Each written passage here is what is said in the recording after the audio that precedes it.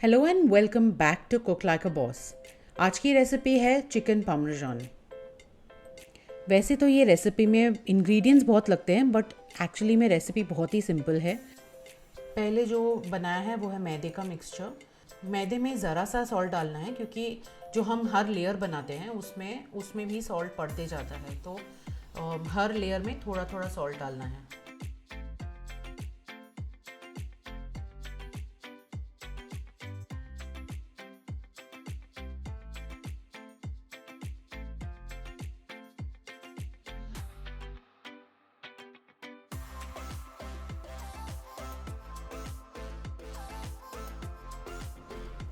यहाँ पे मैंने जो भी अलग अलग लेयर्स के लिए बना के रखा था, प्रेप करके रखा था, उसको while I removed a lot of quantity for all the stuff. मतलब प्रेप के हिसाब से मैंने काफ़ी क्वांटिटीज़ निकाली थी, बट मैंने थोड़ी थोड़ी करके रखी थी बैटर और जो भी बनाया था मैंने, सो दैट अगर कम पड़ा तो मैं डाल सकती हूँ, बट अगर एक साथ पूरा डाल देती तो it would have turned out that सब चीज़ में चिकन लग जाता, तो फिर वापस रीयूज़ नहीं कर पाती मैं।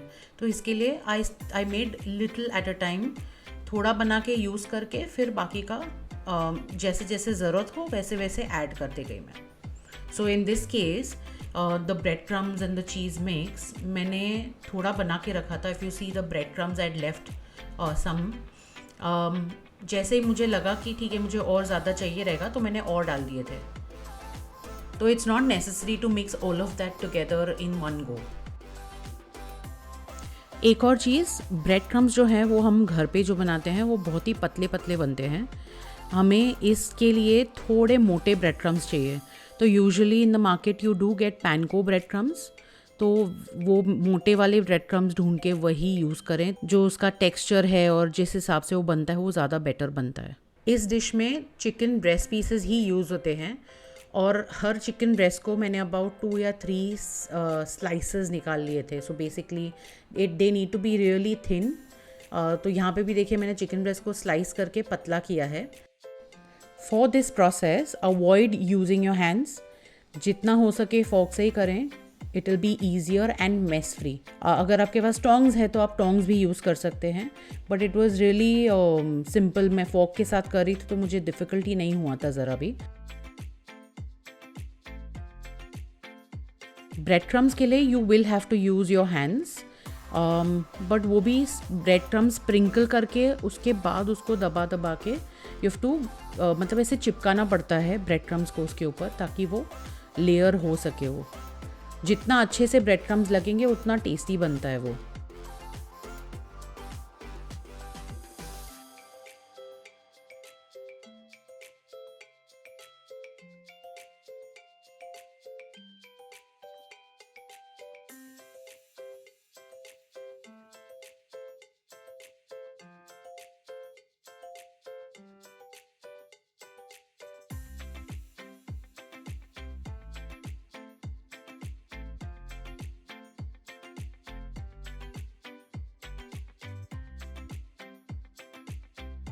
रिमेंबर कि आपको फास्ट पे नहीं पकाना है, इसको मीडियम फ्लेम पे ही पकाना है, so that it cooks inside as well.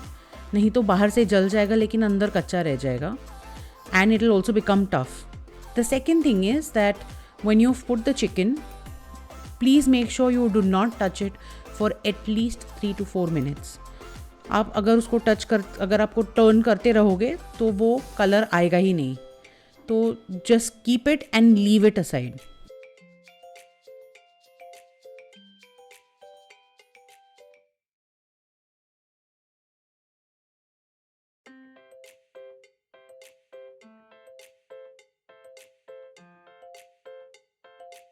जो ट्रेडिशनल रेसिपी है उसमें मैरिनेरा सॉस डलता है, बट मैरिनेरा सॉस कहीं कहीं पर नहीं मिलता है इंडिया में।